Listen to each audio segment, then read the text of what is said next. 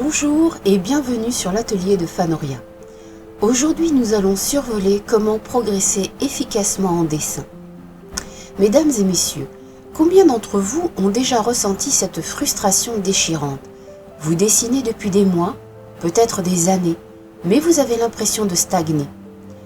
Vous comparez vos œuvres d'il y a 6 mois à celles d'aujourd'hui et vous ne voyez aucune différence. Vous pratiquez régulièrement, vous remplissez des carnets entiers, mais cette progression espérée ne vient pas. Cette stagnation apparente est l'une des expériences les plus démoralisantes de l'apprentissage artistique. Elle pousse des milliers de dessinateurs prometteurs à abandonner, convaincus qu'ils n'ont pas le talent, qu'ils ont atteint leur plafond naturel, que le dessin n'est pas fait pour eux. Cette conclusion est presque toujours fausse. Le problème n'est pas votre potentiel, le problème est votre méthode d'apprentissage. Il existe une différence fondamentale entre pratiquer beaucoup et pratiquer efficacement. Cette différence transforme la stagnation en progression constante.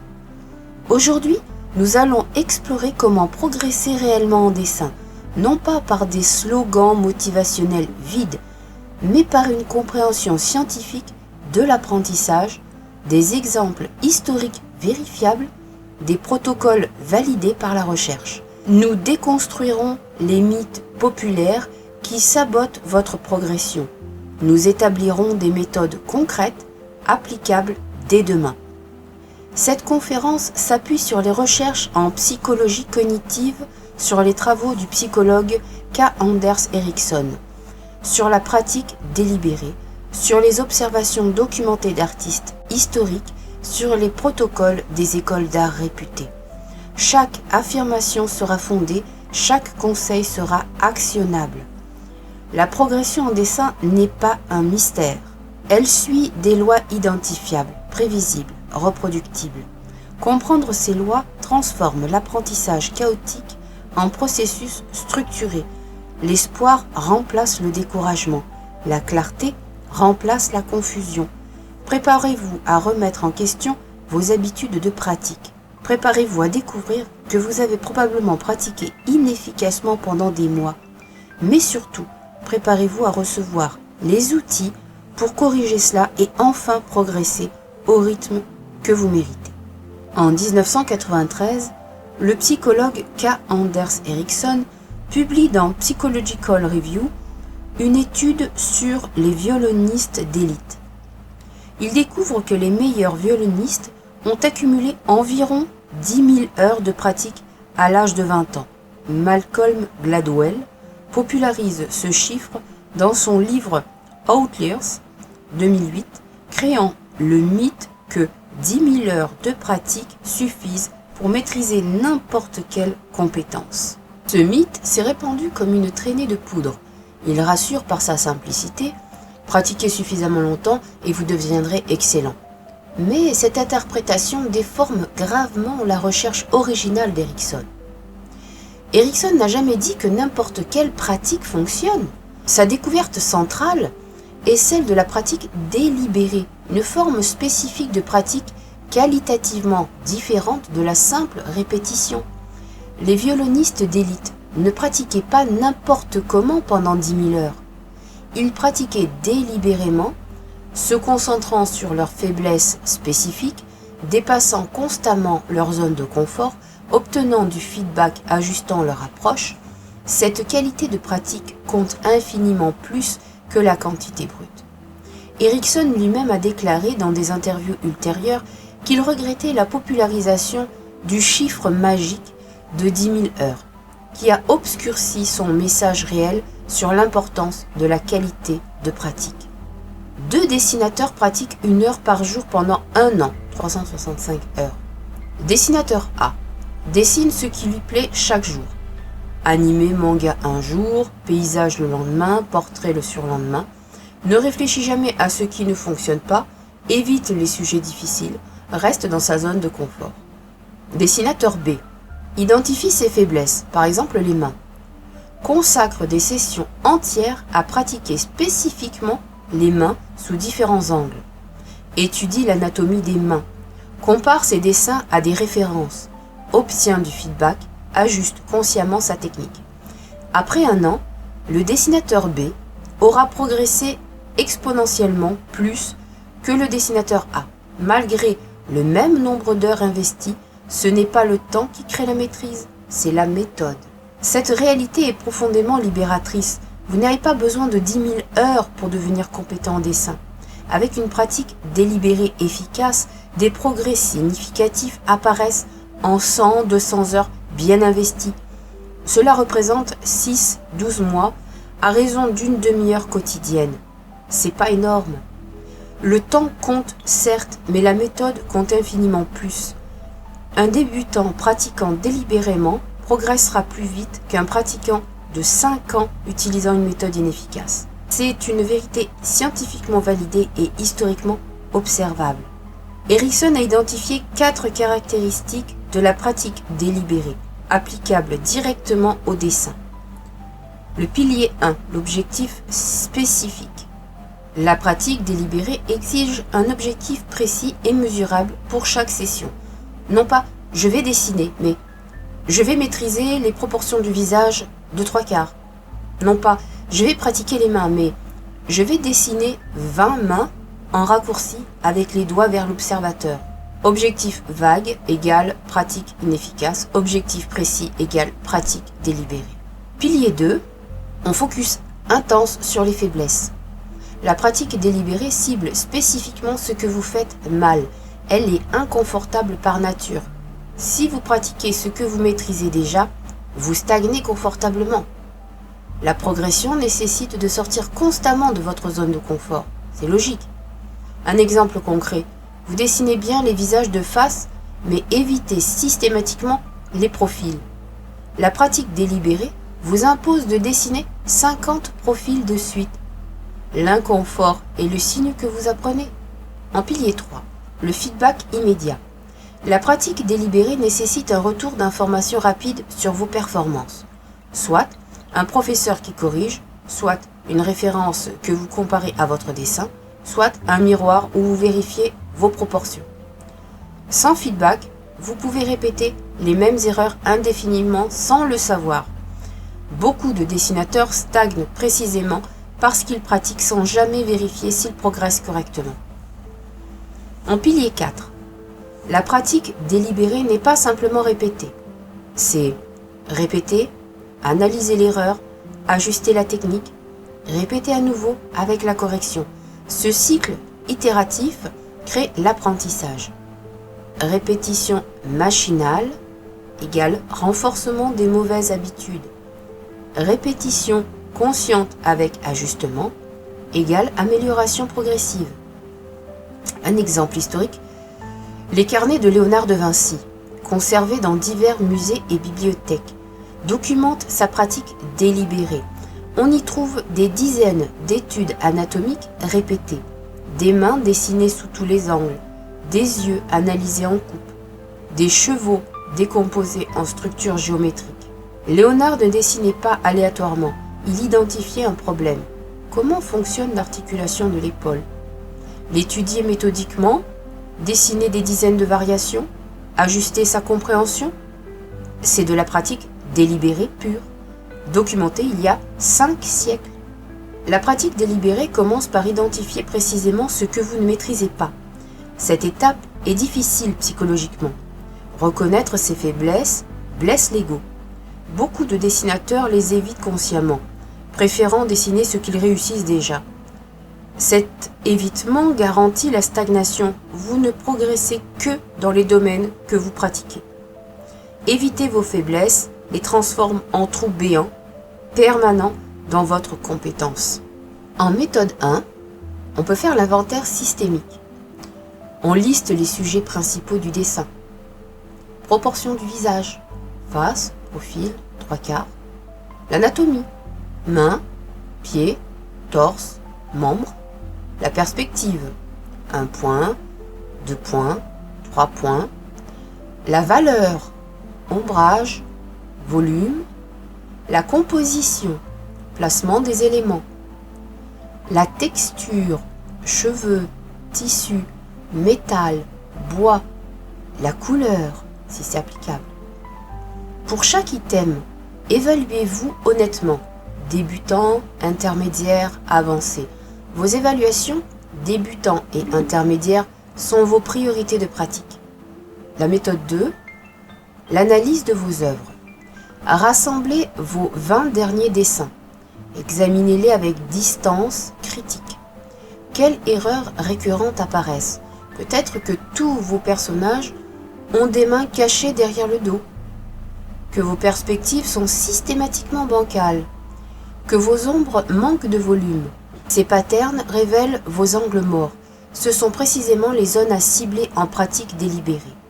Une troisième méthode, le feedback external. Demandez à un dessinateur plus avancé ou à un professeur d'évaluer vos travaux. Le regard externe identifie souvent des faiblesses que vous ne voyez plus. Nous devenons aveugles à nos propres erreurs par familiarité. Les communautés en ligne offrent du feedback gratuit si vous n'avez pas accès à un professeur. Soyez spécifique dans votre demande. Pouvez-vous identifier mes 3 plus grosses faiblesses plutôt que « qu'en pensez-vous » Et surtout, faites attention aux haters. Il ne faut pas écouter ce qu'ils disent. Écoutez vraiment ce que vous cherchez, c'est-à-dire la réponse à votre question. Pouvez-vous identifier mes 3 plus grosses faiblesses? Vous avez maintenant une liste de faiblesses. Ne tentez pas de tout corriger simultanément. Priorisez. Les critères de priorité. Quelle faiblesse limite le plus vos projets actuels? Si vous voulez dessiner des personnages, mais que vos mains sont atroces, les mains deviennent priorité absolue. Si vous dessinez des paysages, mais que votre perspective est défaillante, la perspective prime. Focalisez-vous sur une faiblesse majeure à la fois pendant 2 à 4 semaines de pratique intensive. Cette concentration produit des progrès visibles rapidement, créant un momentum motivationnel. Beaucoup de débutants pratiquent uniquement en dessinant des œuvres finies pour le plaisir. Chaque session vise à créer quelque chose de présentable. Cette approche est agréable mais inefficace pour progresser. Pourquoi? Parce qu'une œuvre finie exige d'utiliser toutes vos compétences simultanément, y compris celles que vous maîtrisez déjà. Le temps passé sur ce que vous savez déjà faire ne vous fait pas progresser. C'est comme un pianiste qui jouerait toujours les mêmes morceaux qu'il connaît sans jamais apprendre de nouveau. La pratique efficace sépare les exercices ciblés qui font progresser des œuvres complètes qui consolident et motivent. Le ratio recommandé est de 70% du temps en exercice ciblé et 30% en œuvre complète. Les exercices ciblés en isolent une compétence spécifique, laid, répétitif, inconfortable, mais extrêmement efficace. Et l'œuvre complète intègre toutes les compétences, agréables, motivantes, mais progresse lentement les compétences individuelles. Les grandes écoles d'art, Académie royale de Londres, Beaux-Arts de Paris, École de la Renaissance, ont développé des exercices standardisés sur des siècles. Ces exercices persistent parce qu'ils fonctionnent. Un premier exercice, les études de copie. Copier des dessins de maîtres, Léonard, Michel-Ange, Ingres, Degas, non pas pour créer, mais pour comprendre comment ils ont résolu des problèmes techniques. Le protocole, choisissez un dessin de maître légèrement au-dessus de votre niveau. Copiez-le aussi fidèlement que possible. Comparez votre copie à l'original, identifiez où vous avez échoué, recommencez cette section spécifique jusqu'à la maîtrise. Cette méthode, utilisée depuis la Renaissance, transmet le savoir tacite, impossible à verbaliser. En exercice 2, les études de temps limité. Dessinez le même sujet avec des contraintes de temps décroissantes. 10 minutes, 5 minutes, 2 minutes, 1 minute, 30 secondes. L'objectif? Vous forcer à capturer l'essentiel, éliminer les détails superflus, développer l'efficacité de votre trait. Charles Bargue, dans son cours de dessin du XIXe siècle, utilisait cette méthode systématiquement. En exercice 3, le dessin de mémoire, c'est beaucoup plus dur. Observez un sujet, photo, objet réel, pendant 30 secondes. Cachez-le, dessinez de mémoire pendant 5 minutes. Comparez avec l'original et recommencez. L'objectif, c'est forcer votre cerveau à analyser et mémoriser les formes essentielles plutôt que copier servilement. Développe la mémoire visuelle, compétence fondamentale pour dessiner d'imagination. L'exercice 4. Les variations systématiques. Choisissez un sujet, une main par exemple. Dessinez-le sous 20 angles différents dans une même session. Front, dos, profil gauche, profil droit, d'en haut, d'en bas, doigt plié, doigt tendu, etc. Objectif, comprendre la structure tridimensionnelle plutôt que mémoriser une vue unique. Cette compréhension profonde permet de dessiner le sujet sous n'importe quel angle par la suite. Ce que vous pouvez faire si vous êtes droitier, c'est utiliser votre main gauche. Vous la bougez dans les sens que vous voulez, puis vous essayez de la dessiner. Exercice 5, le dessin analytique. Dessinez un sujet complexe en le décomposant en formes géométriques simples. Cylindre, sphère, cube. Ignorez les détails. Focalisez uniquement sur la structure sous-jacente. Objectif, développer la vision structurelle. Les débutants voient des détails de surface. Les maîtres voient les volumes et structures fondamentales. Cet exercice entraîne cette vision experte. Vos exercices ciblés seront laids. Acceptez-le. Une page de 20 mains rapides sous différents angles n'est pas destinée à être montrée. D'ailleurs, moi j'ai tendance à dessiner sur des feuilles volantes, puis ça va directement à la poubelle ensuite. C'est un outil d'apprentissage, pas une œuvre. Cette laideur productive est le signe que vous progressez. Si tous vos dessins sont présentables, vous ne sortez probablement pas assez de votre zone de confort. La beauté viendra plus tard, après que les compétences seront intégrées. Beaucoup de débutants s'attendent à une progression linéaire. Chaque jour de pratique devrait les rendre visiblement meilleurs. Cette attente irréaliste crée du découragement quand elle n'est pas satisfaite. La réalité documentée de l'apprentissage suit une courbe en escalier. Période de progrès rapide, alternant avec plateau où aucun progrès n'est visible. Cette alternance est normale, universelle, inévitable. À chaque fois qu'on apprend, je ne sais pas si vous avez remarqué, mais on rame, on a du mal. Puis bizarrement, d'un coup, on y arrive. On a réussi à tenir jusqu'au palier. Et une fois qu'on a atteint ce palier, il faut recommencer, continuer à apprendre, et puis d'un coup, pouf, on y arrive. Un plateau n'est pas une stagnation. C'est une phase d'intégration où votre cerveau consolide les apprentissages récents. Les nouvelles connexions neuronales créées pendant la phase de progrès se renforcent pendant le plateau. Métaphore validée par les neurosciences, apprendre est comme construire un bâtiment. Les phases de progrès rapides ajoutent des étages. Les plateaux consolident les fondations pour supporter les étages à venir. Sans consolidation, l'édifice s'effondrera. Les plateaux peuvent durer des semaines, parfois des mois. Comment éviter d'abandonner pendant ces périodes frustrantes? Photographiez vos dessins avec date. Pendant un plateau, vous ne voyez aucune amélioration jour après jour. Mais en comparant vos dessins actuels à ceux de 3 mois auparavant, le progrès devient évident.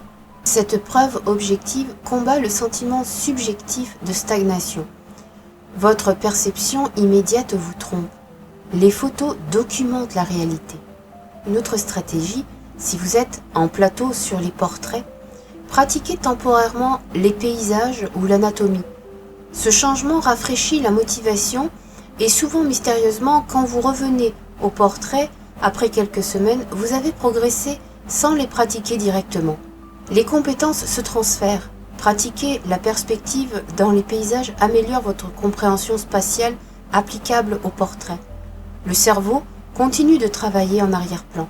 Une troisième stratégie, pendant un plateau général, testez des compétences spécifiques. Peut-être que votre niveau global stagne, mais votre capacité à dessiner des mains s'est améliorée, ou votre ombrage est devenu plus subtil. Les plateaux cachent souvent des micro-progrès dans des domaines spécifiques qui ne se manifestent pas encore dans vos œuvres complètes. Identifier ces micro-progrès maintient la motivation. Historiquement, les plateaux précèdent souvent les plus grandes percées. Cézanne a eu un plateau de plusieurs années dans la quarantaine avant de développer son style révolutionnaire dans la cinquantaine. Van Gogh a stagné pendant 2 ans avant sa période explosive d'Arles. Votre plateau actuel prépare peut-être votre prochaine percée majeure. Persistez, la consolidation est invisible mais réelle. Après 6-12 mois de pratique, beaucoup de dessinateurs atteignent un niveau intermédiaire inconfortable. Ils ne sont plus débutants, mais pas encore avancés. À ce stade, une question cruciale se pose. Devrais-je revenir aux bases, proportions, forme simple, valeur, ou explorer de nouvelles techniques, couleurs, médiums, complexes ou style? Ce dilemme n'a pas de réponse unique. La décision dépend de votre diagnostic personnel. On va voir les signes que vous devez revenir aux bases. Alors, le premier symptôme, si vos portraits ont systématiquement des yeux mal placés, des nez disproportionnés, des ombres incohérentes, le problème n'est pas que vous devez apprendre des techniques avancées, le problème est que vos fondations sont bancales. On ne construit pas un deuxième étage sur des fondations fissurées, on répare d'abord les fondations. Un deuxième symptôme, testez-vous. Dessinez un cube, un cylindre, une sphère avec ombrage correct. Si ces formes basiques vous posent problème, toute tentative de dessiner des objets complexes, qui sont des combinaisons de ces formes, sera compromise. Les maîtres peuvent dessiner les formes simples parfaitement. Les intermédiaires pensent que c'est trop simple pour mériter pratique. Cette arrogance sabote leur progression. Un troisième symptôme, si vous pratiquez particulièrement depuis 6 mois sans aucun progrès visible, le problème est probablement des fondations déficientes. Revenir aux bases, même si ça semble humiliant, débloque souvent la situation. À quel moment on peut explorer des nouvelles techniques? Alors, le signal 1, vous pouvez dessiner avec proportions correctes, perspective cohérente, ombrage volumétrique, composition équilibrée. Ces compétences ne sont pas parfaites mais fonctionnelles. À ce stade, explorer la couleur, de nouveaux médiums ou des styles spécifiques devient productif. Deuxième signal, si refaire les bases pour la 10e fois vous ennuie au point d'arrêter de pratiquer, explorer du nouveau devient stratégiquement intelligent. Mieux vaut pratiquer quelque chose de nouveau avec enthousiasme que de ne pas pratiquer du tout par ennui. L'apprentissage requiert motivation. Si les nouvelles techniques vous passionnent, elles maintiennent votre pratique régulière, qui est la vraie clé du progrès à long terme. Un troisième signal, si votre but était de dessiner des personnages de manga corrects et que vous y arrivez, pourquoi ne pas explorer l'aquarelle ou le pastel? L'apprentissage n'est pas une ligne droite obligatoire, c'est un jardin que vous cultivez selon vos intérêts. L'approche optimale est souvent une spirale. Base, exploration, retour aux bases avec nouvelle compréhension, exploration plus avancée, retour aux bases encore plus profond. Chaque retour aux bases, après avoir exploré du nouveau, révèle des subtilités invisibles auparavant. Vous redécouvrez les fondamentaux avec des yeux enrichis par l'expérience intermédiaire. Un exemple historique, Picasso maîtrisait le dessin académique classique, période bleue, rose. Avant de déconstruire radicalement la forme, cubisme, son cubisme ne nie pas les bases, il les transcende. Mais cette transcendance était impossible sans maîtrise préalable. Le cerveau humain a une mémoire biaisée du progrès personnel. Nous sous-estimons systématiquement nos progrès à court terme et surestimons nos progrès à long terme. Ce biais cognitif, documenté en psychologie, crée du découragement injustifié. La solution, un journal de progression objectif qui combat ce biais avec des données factuelles. Quoi documenter? Premier élément, la date et les dessins. Photographiez ou scannez vos dessins avec date. Organisez chronologiquement cette archive visuelle est la preuve irréfutable de votre progression. Dans 6 mois, 1 an comparé visuellement devient émotionnellement puissant. Un deuxième élément, l'objectif de session. Avant chaque session de pratique, notez votre objectif spécifique. Pratiquez les mains en raccourci 20 variations ou copier un dessin de Léonard, focus sur les drapés. Cette note force la clarté d'intention, transformant une session vague en pratique délibérée structurée. Troisième élément, l'observation post-session. Après la session, notez qu'ai-je appris, quelle erreur récurrente ai-je identifiée, qu'est-ce qui reste difficile, quel sera mon focus la prochaine fois. Ces notes créent une continuité entre les sessions. Vous ne recommencez pas à zéro chaque jour, mais construisez progressivement sur les sessions précédentes. Un quatrième élément, le temps de pratique. Notez combien de temps vous pratiquez réellement. Pas le temps passé à regarder des tutos ou à scroller Instagram, mais le temps crayon en main. Ce suivi révèle souvent des surprises. Beaucoup pensent pratiquer 1 heure par jour, mais découvrent en mesurant honnêtement qu'ils pratiquent réellement 20 minutes. Cette prise de conscience permet l'ajustement. D'ailleurs, un petit conseil lorsque vous pratiquez, évitez d'avoir quelque chose qui tourne, la télé, un ordinateur, YouTube, Instagram, TikTok, n'importe quoi de ce genre, qui pourrait vous faire perdre la notion du temps. Les formats pour pratiquer, alors, un carnet physique simple, un document numérique, Google Doc ou Notion, une application spécialisée, certains artistes utilisent des applications de suivi d'habitude. Le format importe moins que la constance, mieux vaut un système simple, maintenu religieusement, qu'un système complexe, abandonné après 2 semaines. Lors des plateaux frustrants, relire votre journal révèle le chemin parcouru. Il y a 3 mois, je n'arrivais pas à dessiner une main correcte. Aujourd'hui, je dessine des mains reconnaissables, même si imparfaites. Cette réalisation objective combat le découragement subjectif. Les carnets de Léonard de Vinci, de Delacroix, de Van Gogh, via ses lettres à Théo, sont essentiellement des journaux de progression. Ces maîtres documentaient leur apprentissage, leurs doutes, leurs découvertes. Vous êtes en bonne compagnie historique. Ensuite, il faut passer à l'autocritique. Beaucoup de dessinateurs débutants développent une voix intérieure destructrice. Je suis nul, je n'ai pas de talent, je n'y arriverai jamais. Cette autocritique toxique sabote l'apprentissage en créant anxiété et évitement. La différence cruciale entre l'autocritique destructrice et l'autocritique constructive, donc, ce dessin est horrible, je suis nul, c'est un jugement global de la personne, c'est destructeur. Une plus constructive, ce dessin a des proportions incorrectes dans la zone du nez. Je dois pratiquer spécifiquement cela. Identification précise du problème technique. La critique constructive identifie des problèmes spécifiques solvables. La critique destructrice affirme une incompétence globale permanente. L'une mène à l'action corrective, l'autre mène à l'abandon. À mesure que vous progressez, vous rencontrerez le paradoxe suivant. Plus vous apprenez, plus vous réalisez l'étendue de ce que vous ne savez pas. Cette prise de conscience crée le syndrome de l'imposteur, le sentiment d'être un fraudeur qui ne mérite pas ses progrès. Ce syndrome est documenté chez les artistes professionnels de haut niveau.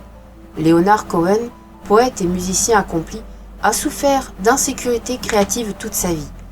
Si les maîtres doutent, votre doute ne signifie pas que vous êtes médiocre. Il signifie que vous développez la conscience critique nécessaire à l'excellence. Attention, les réseaux sociaux exposent constamment aux œuvres d'artistes extraordinaires. Cette exposition peut inspirer ou détruire selon votre interprétation. L'interprétation toxique, il dessine mieux que moi, je suis nul, à quoi bon continuer. L'interprétation productive, il dessine mieux que moi maintenant. Ils ont probablement 10 ans de pratique d'avance. Je progresserai vers leur niveau avec le temps et la pratique correcte. La comparaison avec des artistes beaucoup plus avancés est injuste et inutile. Comparez-vous uniquement à vous-même d'hier, de la semaine dernière, du mois dernier. Cette comparaison longitudinale révèle votre progrès réel.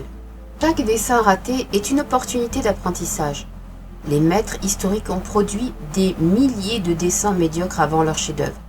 Ces échecs ne sont pas des preuves d'incompétence, mais des étapes nécessaires vers la maîtrise. Picasso a créé environ 50 000 œuvres dans sa vie. Toutes ne sont pas des chefs-d'œuvre. Beaucoup sont des explorations, des essais, des échecs productifs qui ont mené aux réussites. Votre ratio succès-échec ne sera pas différent. Acceptez-le.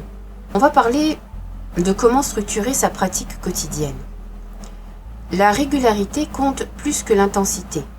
30 minutes quotidiennes progressent plus que 4 heures hebdomadaires concentrées en une seule session. Pourquoi ? Parce que l'apprentissage moteur et visuel nécessite répétition espacée pour consolider les connexions neuronales. Comment structurer nos 30 minutes quotidiennes ? Alors, on va faire entre 1 et 5 minutes d'échauffement.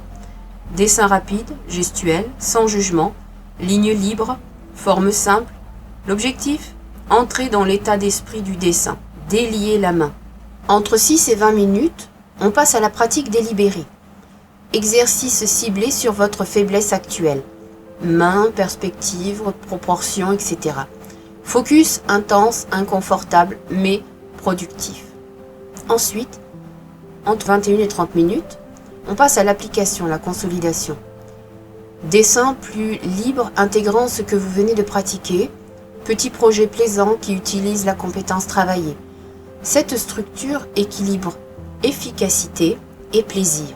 Maintenant, motivation à long terme. Alors, la constance surpasse l'intensité. 2 scénarios. Scénario A, pratiquer 4 heures chaque dimanche. Scénario B, pratiquer 30 minutes tous les jours. Sur un mois, le scénario A égale 16 heures. Le scénario B égale 15 heures. Temps presque identique. Mais le scénario B progressera significativement plus vite. Pourquoi ? L'apprentissage nécessite consolidation pendant le sommeil. La pratique quotidienne permet à votre cerveau de consolider chaque nuit. La pratique hebdomadaire laisse 6 jours sans consolidation, perdant les bénéfices neurologiques de la répétition espacée. Une étude de 2018 sur l'apprentissage moteur a montré que la pratique distribuée crée des changements neuronaux plus durables que la pratique massée. La vie réelle interrompt les routines parfaites. Maladie, voyage, urgence familiale. Comment maintenir la progression malgré ces interruptions ? Ne laissez jamais passer 2 jours consécutifs sans pratique. Un jour manqué est acceptable et n'impacte pas la progression. 2 jours consécutifs commencent à éroder l'habitude et les connexions neuronales.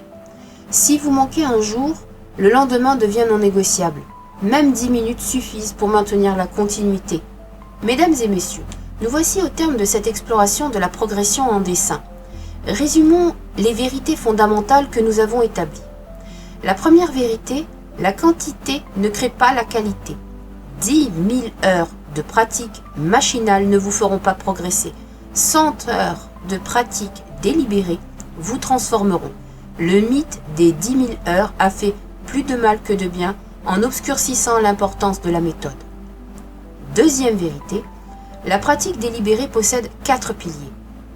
Objectif spécifique, focus sur les faiblesses, feedback immédiat, répétition avec ajustement.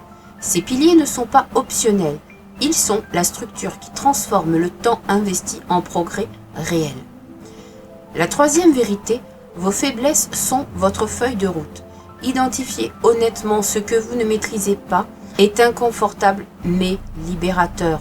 Ces faiblesses identifiées deviennent votre programme de travail. Éviter vos faiblesses garantit la stagnation.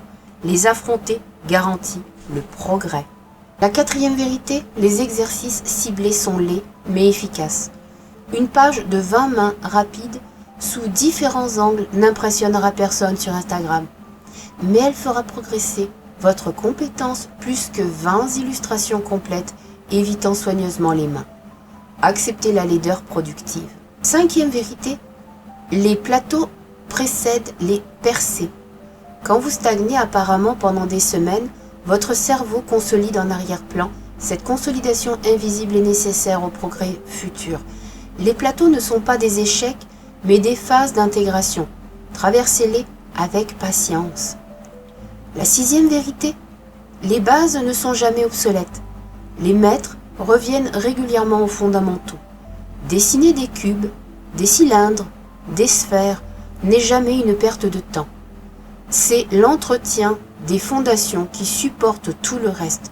L'arrogance qui méprise les bases sabote la progression. La 7e vérité, c'est la documentation objective, qui combat le découragement. Votre perception de vos progrès est biaisée et pessimiste. Les photos datées de vos dessins révèlent la réalité objective de votre progression. Cette preuve factuelle maintient la motivation pendant les périodes difficiles. La 8e vérité, la psychologie influence autant que la technique.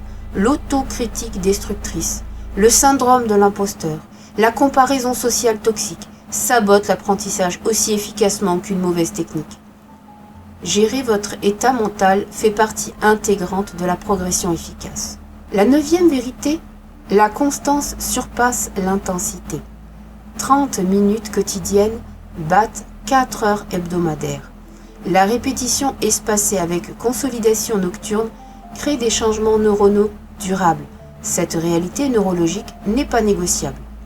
La progression en dessin n'est pas mystérieuse. Elle n'est pas réservée aux talentueux. Elle n'exige pas des dons innés, inaccessibles. Elle suit des principes identifiables, reproductibles, scientifiquement validés. Ces principes sont maintenant vôtres. Vous possédez la connaissance qui transforme la pratique chaotique en apprentissage structuré. Vous comprenez pourquoi vous stagnez peut-être jusqu'à présent. Plus important, vous savez comment corriger cela. L'application de cette connaissance dépend uniquement de vous. Personne ne peut pratiquer délibérément à votre place. Personne ne peut identifier vos faiblesses pour vous. Personne ne peut maintenir votre constance quotidienne, sauf vous. Mais cette responsabilité est aussi votre pouvoir. Votre progression ne dépend pas de facteurs externes incontrôlables. Elle dépend de vos choix méthodologiques que vous contrôlez totalement. Cette réalisation est profondément libératrice. Dans 6 mois, si vous appliquez ces principes, vous regarderez vos dessins actuels avec étonnement. Je dessinais vraiment comme ça? Cette transformation n'est pas une promesse vide, mais une conséquence prévisible de la pratique délibérée correctement appliquée. Le chemin sera inconfortable, la pratique délibérée est frustrante par nature. Vous affronterez vos faiblesses quotidiennes, vous traverserez des plateaux décourageants, dessinerez des choses laides en exercice ciblé. Cette difficulté est le prix du progrès. Mais ce prix est dérisoire comparé au coût de la stagnation. Continuez à pratiquer inefficacement pendant des années, accumulant de la frustration sans progression équivalente. Voilà le véritable échec. Mieux vaut 6 mois inconfortables de pratique délibérée qu'années de stagnation confortable. Les maîtres historiques que nous admirons, Léonard, Michel-Ange, Rembrandt, Degas, Van Gogh, ont tous traversé ce processus. Leur carnet de correspondance documente leurs doutes, leurs frustrations, leurs plateaux. Ils n'étaient pas différents de vous fondamentalement, ils ont simplement persisté plus longtemps avec des méthodes efficaces. Vous êtes au seuil d'une transformation. La connaissance nécessaire est désormais vôtre. Le choix de l'appliquer vous appartient. Dans 6 mois, 1 an, vous serez soit au même niveau qu'aujourd'hui, soit significativement plus avancé. Cette différence se décidera dans les 30 prochaines minutes que vous consacrerez ou non à la pratique délibérée. Choisissez la progression. Choisissez l'inconfort productif. Choisissez de devenir le dessinateur que vous méritez d'être. Le temps passera de toute façon, autant qu'il vous transforme. Pour conclure cette exploration de la progression en dessin, une question finale pour votre réflexion. Si vous deviez identifier votre plus grande faiblesse actuelle en dessin et lui consacrer 30 minutes de pratique délibérée quotidienne pendant les 30 prochains jours, quelle faiblesse choisiriez-vous et quel exercice spécifique utiliseriez-vous pour la corriger? Tiens, je vous propose, si vous voulez, de me répondre en commentaire. Et répondez honnêtement. Écrivez cette réponse. Cette question n'est pas rhétorique. Elle transforme la connaissance abstraite de ce podcast en action concrète, dès demain matin. Votre progression commence maintenant. Pas un jour, pas quand j'aurai plus de temps, maintenant. Prenez votre crayon, identifiez votre faiblesse, pratiquez délibérément. N'oubliez pas, Laissez-moi en commentaire c'est quoi cette petite faiblesse. Et puis dans 6 mois, on revient dessus pour voir où vous en êtes. Et moi je vous dis à bientôt dans un nouveau podcast.